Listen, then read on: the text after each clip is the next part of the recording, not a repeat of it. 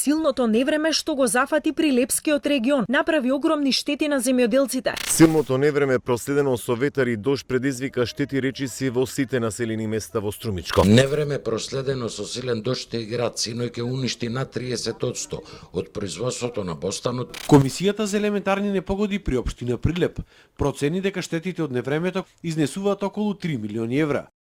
Ова не е исклучок. Ова веќе станува правило. Климата се менува. Земјоделците се сеќаваат дека пред 30 на години произведувале на поинаков начин.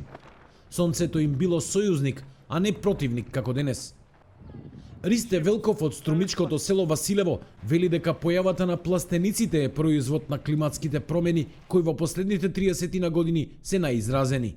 Знаеме дека и во мај месец, иако пред 30 на година тоа не се случува, можеме да дојде до ноќните температури некогаш и до 2-3 степени са над нулата, што е многу лошо за самите култури, бидејќи претходно се навикнати на својот развиток на температура преку 20-30 степени.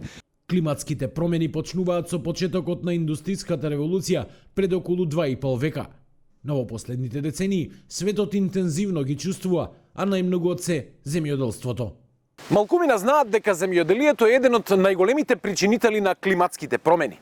Тој е најголем извор на метан кој има 25 пати поголем потенцијал за загревање на планетата. Неговата моќ е дури 298 пати поголема од моќта на јаглеродниот диоксид. Во Македонија летата станаа претопли, а зимите престудени. Ако на тоа се надоврзе и неквалитетната почва и недостигот на вода, состојбите во аграрот ќе бидат уште полоши, велат научниците. И сега, само со климатските промени, ќе биде пофреквентно, значи почесто ќе се појавува и што е уште по жалосно, ќе биде и поизразено, посилно. Сега ако не знам, градот ќе му оштети 20-30%, тогаш ќе му оштети 50-60%. Поплавата ќе зафати овде, сега ќе зафати на се или така натаму. Се ќе биде поизразено заради таа вариабилност на климата, што ја кажав, на атмосферата која што е се подинамична и подинамична. Инвестициите кои во последните години се прават даваат резултати, велат земјоделските власти. Борбата со небото се води преку авионското засејување на облаците со сребрен јодит. Тоа придонесе лани да нема ниту една пријава од земјоделец за штета од град. Со изградбата на браната Конско кај Гевгелија, летово уште 4000 хектари земја ќе добијат наводнување, со што ќе се добие уште една битка со сушата. Но земјоделците мораат да бидат пофлексибилни и да прифаќаат нови сорти отпорни на климатските промени, вели поранешниот министер за земјоделство и сегашен советник во министерството Трајан Димковски. Мора да ги следиме и новите хибриди, производството на семе, дали е тоа житарица, кои што веќе поголемите држави кои што работат на истражување на сорти, кои се поотпорни на суша, даваат подобри приноси од сегашните, така да и науката и како е во развојот или во следењето на ублажување од климатските промени. 50 на мерки за адаптација на климатските промени веќе се тестирани и се очекува Министерството за земјоделство да ги поддржат, вели професорот Чукалиев. Меѓу нив се поставување заштитни мрежи од град, мрежи за заштита од сонце, наводнување со многу мали волумени за да не се губат непотребни количини вода.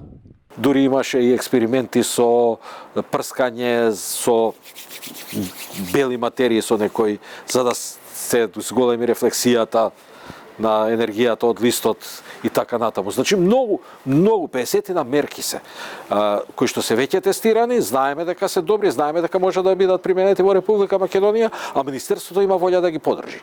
Иако не е превентивна, мерката за осигурување на земјоделските површини од природни непогоди е клучна во време на големи климатски промени. Но земјоделците се жалат дека таа е неприлагодена на сегашните услови. Ниту една осигурителна компанија не исплаќа штети од измрзнување, случено после 15 март. Такви штети може да настанат и пред почетокот на мај, да кажеме. Значи мора тука седнување на маса да се искристализираат некои работи, ако сакаме ефектот да биде почувствуван и кај самите осигурителни компании, а и нашиот земјоделски производител да стапи на тој начин на производство со осигурување на своите култури. Земјоделците се свесни за негативното влијание на климатските промени. Постојаното инвестирање и едукација е клучно во борбата со климата. Затоа многу е важно да се дојде до вистинската информација. но треба да се биде предпазлив, затоа што лажните вести за разни харпови и отрови испуштени од авиони можат да направат поголеми штети дури и од оние од невремето. Согласни се и земјоделците и експертите.